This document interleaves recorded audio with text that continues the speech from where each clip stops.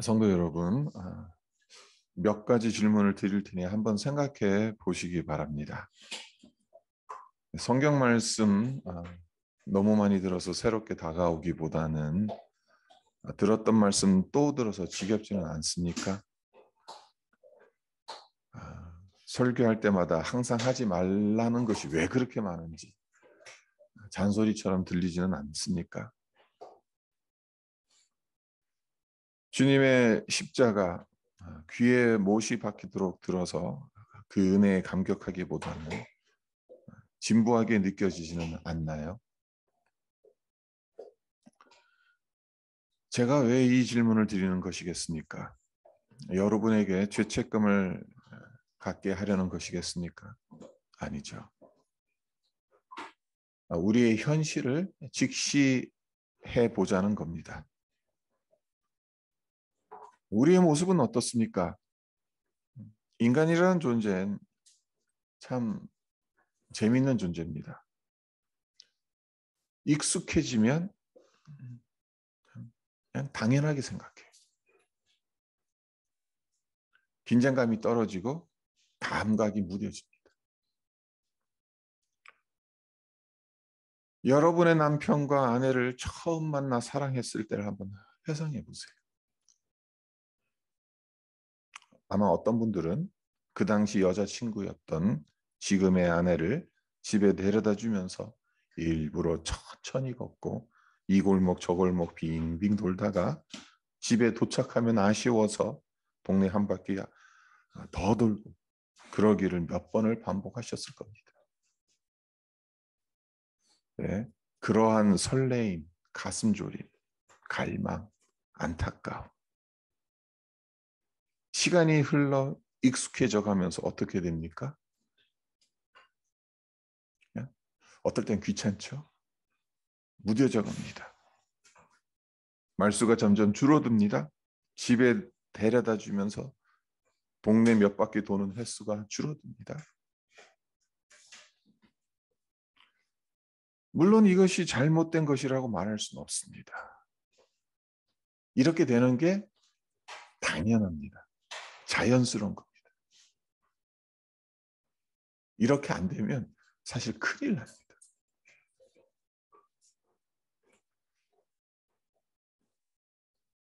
우리의 몸은 사랑의 열정을 오랫동안 지속하지 못한다는 것을 아시나요? 사랑의 감정과 연관된 호르몬이 세 가지가 있어요. 도파민과 페닐에틸라민과 옥시토신, 이 세 가지 호르몬이 있습니다. 근데 도파민은 사랑을 처음 했을 때 분비되는 호르몬이에요. 그러니까 사랑하는 사람의 눈에 콩깍지를 씌우는 호르몬입니다. 사랑하는 사람의 모든 행동이 예뻐 보이는 이유가 어디 있냐? 바로 도파민이 왕성하게 분비되기 때문에 그렇습니다. 무슨 행동을 해도 다 예뻐 보여요. 이때는. 페닐에틸라민은 한 단계 더 나아갑니다. 이 사람을 내 사람으로 소유하고 싶은 마음을 갖게 해요. 이 사랑을 쟁취하기 위해서 죽음을 불사하기까지 거칠 것 없이 행동하게끔 하는 호르몬입니다. 그리고 사랑의 완성 단계에 이르면 옥시토신이 분비됩니다. 이 호르몬은 대개 산후의 산모가 갓난아기를 키울 때 많이 납니다. 그러니까 심리적 안정감을 가져다 주는 호르몬입니다. 생물학적인 차원에서 보자면 사랑이 진행되어져 가고 성숙되어져 갈수록 눈에 콩깍지를 씌우게 만든 도파민과 상대방을 소유하고 싶어서 몸을 바짝 달아오르게 만드는 페닐에틸아민은 줄어들어요. 그 대신 이 사람에게서 편안함과 안정감을 느끼게 하는 옥시토신이 늘어나야 하는 것은 지극히 정상적입니다. 생각해 보세요. 흥분한 상태로, 긴장한 상태로, 가슴이 벌렁벌렁 뛰는 상태로 배우자와 평생 살아야 한다면 얼마나 고역이겠어요. 몸이 망가집니다.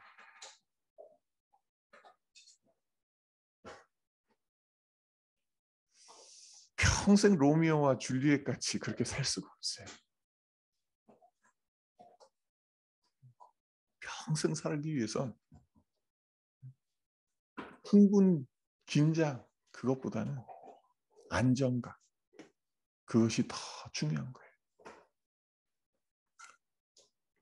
하나님을 향한 사랑 역시 이와 비슷한 생각을 해봐요.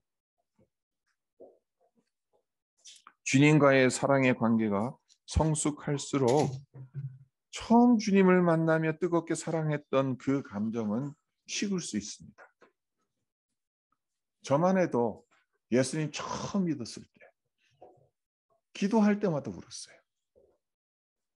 십자가만 머릿속에 떠올려도 그냥 눈물이 쏟아졌어요.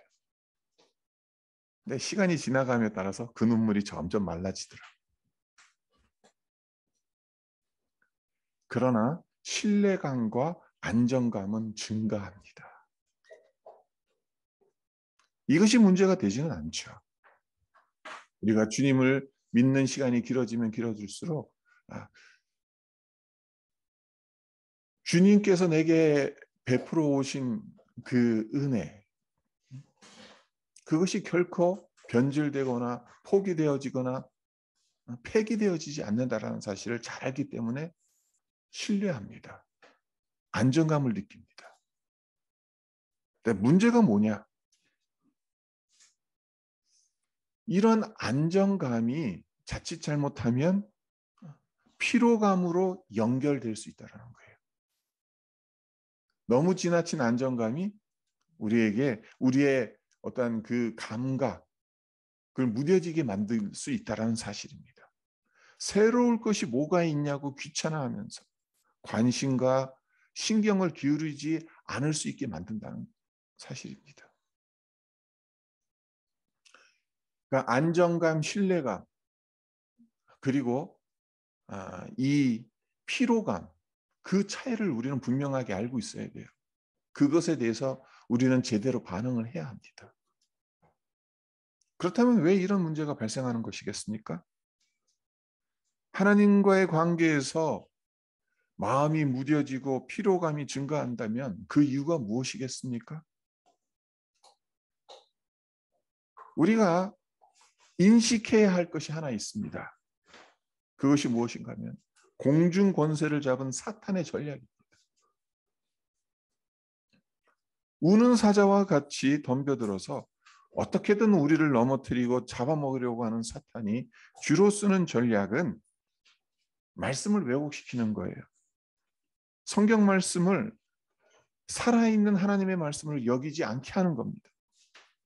성경을 단순히 하나님에 대한 지식인 것처럼 여기도록 만들어서 하나님을 경험하는 자리로 나아가는 것을 막아버립니다. 똑같은 예배를 드리면서 매주 뭐 변하는 것이 있습니까? 우리가 시간 11시 되면 나와서 똑같은 일정을 통해서 하나님 앞에 찬송 드리고 말씀 듣고 기도하고. 근데 이것이 안정감과 신뢰감을 가져다 주면 참 좋을 텐데 사탄은 그 사이에서 이것을 변질시키는 거예요. 자꾸 왜곡시켜 버려요. 우리의 감각을 무뎌지게 만들게 한다는 겁니다. 이렇게 해서 우리를 하나님으로부터 멀어지게 하는 것이 사탄의 전략이라는 거예요. 그리고 이 전략에 휘말리게 되면 말씀에 대해서 피로감을 느끼고 마음이 무뎌지기 쉽다는 겁니다. 그래서 말씀을 들어도 그 말씀이 내 삶을 움직이지 못한다. 변화시키지 못한다는 거예요.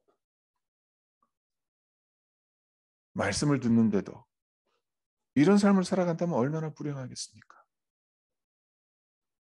차라리 세상에서 즐길 거 다 즐기다가 죽기 직전에 예수 영접하고 구원받는 것이 훨씬 낫지 않겠습니까? 실제로 그렇게 생각하는 사람도 참 많습니다. 나 예수 믿고 구원은 받아야지. 하지만 죽기 직전에 예수님 영접하고 구원 받을래. 그 전엔 실컷 세상에서 놀다가 세상에서 하고 싶은 거 다 하다가 그렇게 생각하는 분들도 많긴 해요. 우리가 걸어가야 할 신앙의 여정이 이런 불행한 지경에 이르지 않아야 하지 않겠습니까? 그렇다면 어떻게 해야 사탄의 이런 전략에서 우리 자신을 지킬 수 있겠습니까? 어떻게 해야 성경 말씀이 하나님의 음성으로 계속해서 들려지고 지식을 얻는 차원에서 머무르는 것이 아니라 실제적으로 하나님을 만나고 경험할 수 있겠습니까? 신뢰감과 안정감을 바탕으로 해서 그 가운데서도 우리의 감각은 무뎌지지 않고 계속해서 하나님의 말씀에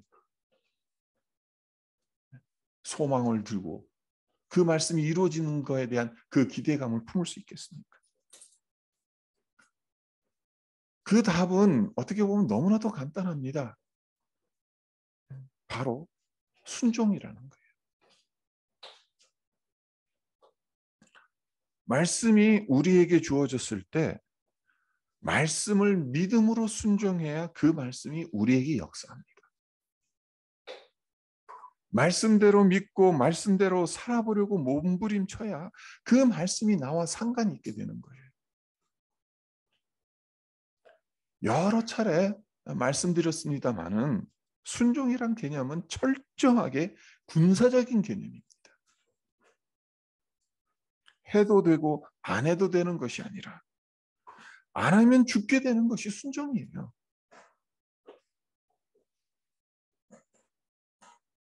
전쟁터에 싸우러 나간 군인을 한번 생각해 보세요. 군인이 자기 형편 봐가면서 순종합니까? 자기 기분 내키면 순종하고 기분 안 내키면 순종 안 해도 되는 것이겠습니까? 김영미 집사님 기도해 주신 대로 지금 러시아가 우크라이나 침공하고 근데 이 사태가 어쩌면 빨리 끝날 수도 있다는 생각을 했어요. 처음엔. 왜? 러시아의 군사력이 워낙 막강하니까. 근데 아직까지 오히려 지금 상황으로 보면 러시아가 오히려 지금 당황하고 있는 상황입니다. 왜요? 우크라이나 국민들이 지금 자발적으로 총을 들고 자발적으로 전쟁터에 나가고 아침에 신문을 보니까 외국에 거주하는 청년들이 우크라이나 청년들이 자발적으로 총을 들기 위해서 우크라이나 국내로 들어온다고 해요. 그 숫자가 10만 명이 넘는다고 해요. 국가를 위해서 내 목숨 내놓겠다라는 그 순종이 있기 때문에 아무리 거대한 막강한 군사력을 가진 러시아라 하더라도 어떻게 할 수가 없는 거예요. 순종이 그렇게 무섭습니다. 내가 목숨 걸고 이 나라를 지키겠다라는 그 마음으로 그 생각으로 나간다는 것. 그러니까 철저하게 순종이라는 개념은 군사적인 용어예요. 개념이에요. 군인이 자기 기분 내키는 대로 순종하고 기분 안 내키면 순종 안 하게 되면 어떤 결과가 초래하게 되겠어요? 자기 목숨만 위태로워지는 것이 아닙니다. 옆에 있는 전우들에게도 막대한 피해를 입힐 수 있습니다. 눈에 보이지는 않지만 우리는 분명한 전쟁 가운데 있어요. 마지막 때가 가까워지기 때문에 미혹의 영이 더욱 활개를 치는 영적 전쟁의 한복판에 있습니다. 그렇기 때문에 우리는 무장해야 합니다. 늘 깨어서 싸울 만반의 준비를 하고 있어야 해요. 그리고 그 무엇보다도 나를 지휘하는 상관의 명령이 무엇인지 정확하게 알고 있어야 하고 그 명령에 순종하지 않으면 안 된다는 겁니다.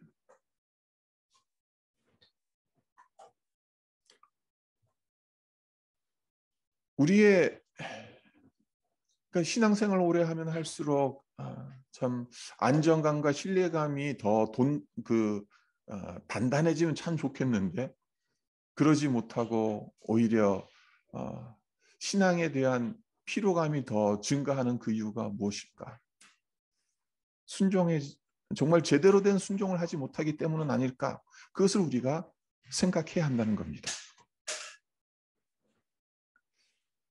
순종에 대한 이 개념에서 또 한 가지 놓치지 말아야 되는 개념이 하나 있습니다. 인격적인 개념이라는 겁니다. 나를 인격적으로 대우해줘. 이 말에 담긴 의미가 무엇이겠습니까? 한마디로 소중하게 여겨달라는 말이죠. 함부로 대하지 말라는 뜻입니다. 인격은 도구나 수단이 아닙니다. 있는 그대로 소중하게 대해야 하는 존재입니다. 그리고 순종은 인격적인 반응이에요. 상대방을 소중하게 여기기 때문에 그 사람이 원하고 부탁하는 바를 눈 감아버리고 모르는 척하는 것이 아니라 어떻게든 성취될 수 있도록 최선을 다하는 겁니다. 상대방을 사랑하기 때문에 그의 말을 듣고 따르는 겁니다. 이런 이유로 성경은 이렇게 가르쳐요. 우리가 소중하게 여겨야 할 관계에서 모두 순종하라고 성경은 가르쳐요. 보세요. 자녀가 부모에게 왜 순종해야 합니까? 귀한 존재이기 때문에 그렇습니다. 남편과 아내가 순종해야 되는 이유가 무엇입니까? 서로 소중한 존재이기 때문에 그렇습니다. 성도들 피차간에 순종해야 하는 이유가 또한 무엇입니까? 이 역시 소중한 존재이기 때문에 그래요. 무서워서, 어쩔 수 없어서, 마지못해서 그게 아니라 나에게 소중한 존재이기 때문에 말을 듣는 겁니다. 주님은 우리에게 어떤 분인가요? 내 멋대로 내 마음 내키는 대로 대해도 괜찮은 분인가요? 내가 만나고 싶으면 만나고 바쁘면 관심 잠시 꺼둬도 되는 분입니까? 그렇지 않죠. 주님은 우리가 무릎 꿇고 경배하고 섬겨야 할 분이지 않습니까? 귀하고 소중한 분이기 때문에 전심을 다해 순종해야 하는 분입니다. 순종에 대해서 한 가지만 더 말씀드리겠습니다. 순종은 완전해야 한다는 겁니다. 잠언서는 지혜의 책인데 잠언에서 말하는 지혜는 어떤 지혜겠습니까? 그저 보다 더 편하고 풍요로운 삶을 위한 지혜겠습니까?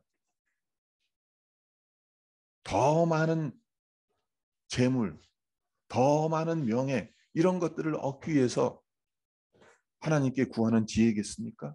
그것이 지혜에서 잠언에서 우리에게 가르치고자 하는 지혜겠습니까? 아니죠. 잠언서에서 말하는 지혜는 하늘의 지혜입니다. 생명을 살린 하나님의 다스림을 받는 지혜입니다. 그렇기 때문에 세상의 지혜와 같이 불완전한 지혜가 아니라는 거예요.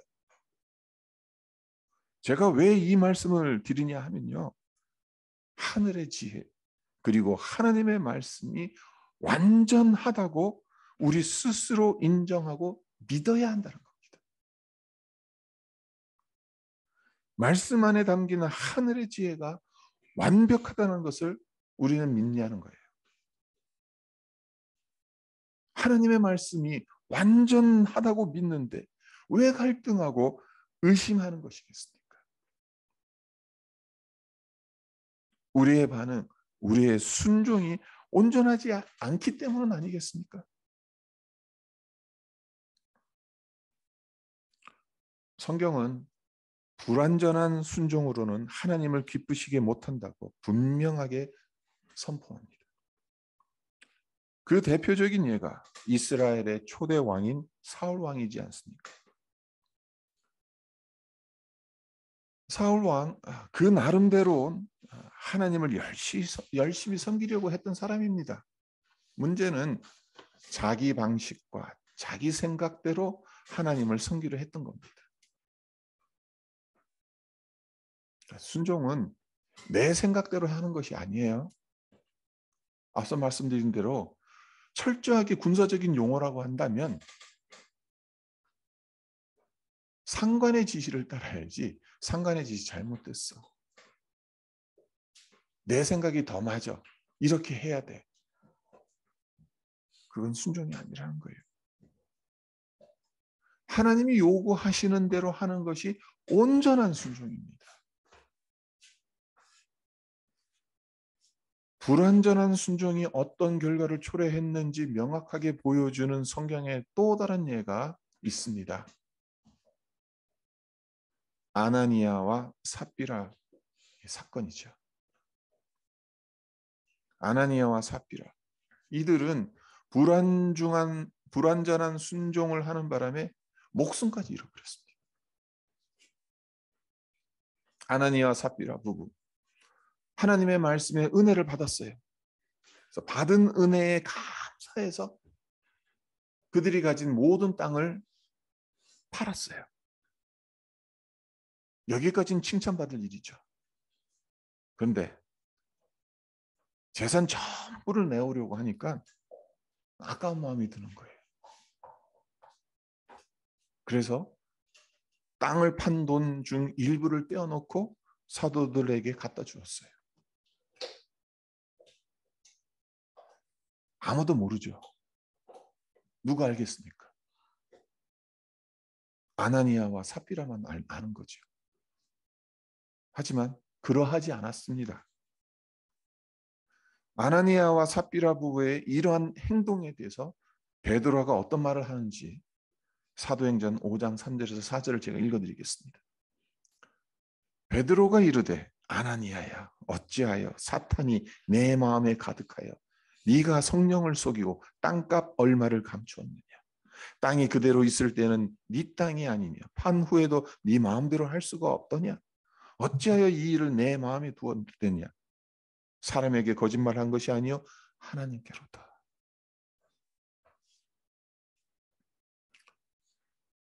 베드로는 아나니아의 무엇을 보았습니까? 그의 마음을 보았습니다. 겉으로 봐선 칭찬받을 일을 했어요. 아나니아 삽비라. 땅을 팔아서 거금을 교회를 위해서 하나님 나라를 위해서 투척했어요. 헌금했어요. 칭찬받아야죠. 네. 베드로 사도는 아나니아와 삽비라의 마음 중심을 꿰뚫고 있었습니다. 순종은 마음에서 이루어지는 겁니다. 순종이 마음의 영역에서 온전히 이루어지지 않는다면 밖으로 드러나는 행동 역시 온전한 순종의 행위가 될 수가 없습니다. 하나님의 역사가 일어나는 통로는 온전한 순종입니다. 그래서 99% 순종을 하고 1% 빠진 99%짜리 순종을 하면 우리는 순종했다고 생각을 하죠. 하지만 하나님 입장으로 보게 되면 그것은 순종이 아닙니다. 100%를 온전하게 드려야 그것이 순종입니다. 요한계시록은 단순히 미래를 예언하는 책이 아닙니다. 사탄과 그를 따르는 자들이 심판을 받고 새 하늘과 새 땅이 열린다는 것, 이것이 우리의 관심을 끄는 부분이기는 합니다마는 이 책의 핵심은 그런 것에 있지 않아요. 이 책의 핵심은 예수님입니다. 예수 그리스도가 요한계시록의 핵심이에요. 그래서 오늘 이 요한계시록 1장 3절을 우리가 본문 말씀으로 삼았는데, 자, 1절서부터 3절까지 이렇게 눈으로 보시면, 그러니까 지금 요한계시록을 쓴 목적에 대해서 사도 요한이 밝히고 있거든요. 근데 1절에서 그렇게 분명하게 말하잖아요. 예수 그리스도의 계시라. 이 책에 기록된 그 모든 것은 예수님의 계시다. 예수님의 말씀이라는 거예요.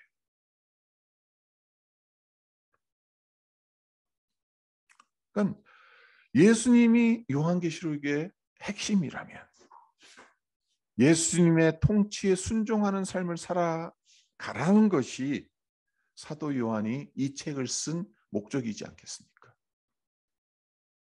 그래서 오늘 본문 말씀인 1장 3절에서 사도 요한이 이렇게 말하고 있는 겁니다. 이 예언의 말씀을 읽는 자와 듣는 자와 그 가운데에 기록한 것을 지키는 자는 복이 있나니 때가 가까웁니다.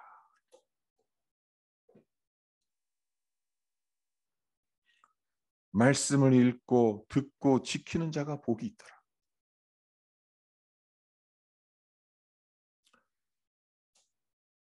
우리가 살고 있는 이 시대, 요한계시록에서 말하고 있는 종말의 때는 아닐 겁니다. 그래서 이 예언의 말씀을 읽고 듣고 지키는 것을 지금 당장 할 필요가 있냐, 그런 생각을 할 수도 있을 겁니다. 하지만 생각해 보세요. 이 시대에도 사탄은 하나님의 말씀에 무뎌지고 멀어지게 하기 위해서 우리를 끊임없이 공격하고 있어요. 이 사실을 잊어서는 안 된다는 거예요. 그리고 사도 요한이 말하는 것과 같이 때가 가까웁니다.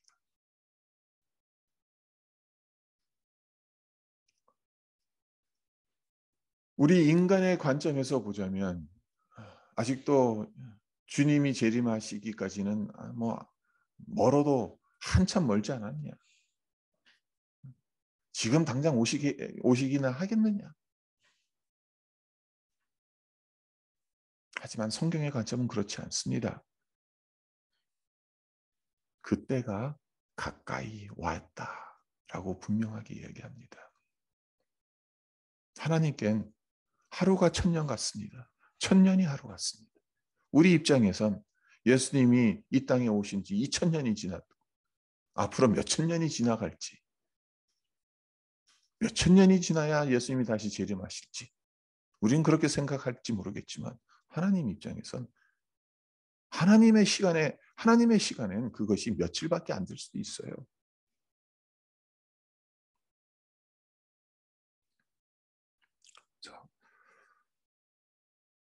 우리가 이 세상 한가운데서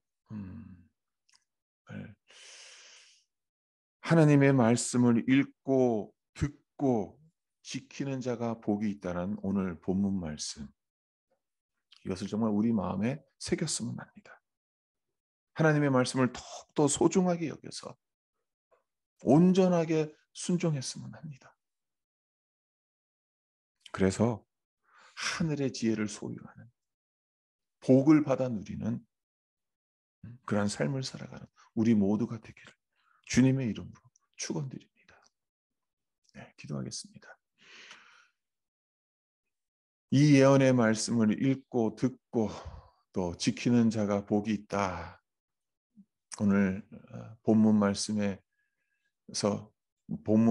통해 사도 요한이 우리에게 분명하게 선언하고 있습니다. 우리는 과연 얼마나 하나님의 말씀을 제대로 읽고 제대로 듣고 제대로 지키면서 살아가고 있는지요?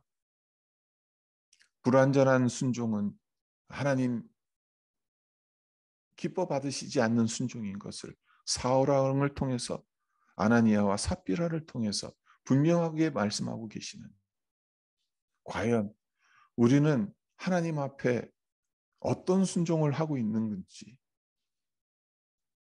정말 하나님을 귀하게 여기기 때문에, 사랑하기 때문에, 소중하게 여기기 때문에 하나님의 말씀을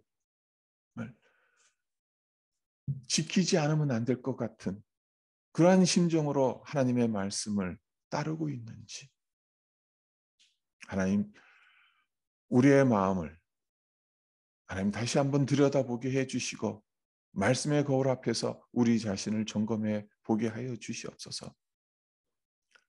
그래서 정말 우리가 드려지는 하나님의 말씀을 지키는 일에 있어서 내 뜻대로가 아니라 내 생각대로가 아니라 하나님의 마음을 헤아리는 가운데 하나님의 뜻을 온전히 알기 때문에 철저하게 온전하게 하나님의 말씀을 지키고 따르고 순종하는 하나님의 믿음의 사람들로 주님 앞에 서게 하여 주시옵소서.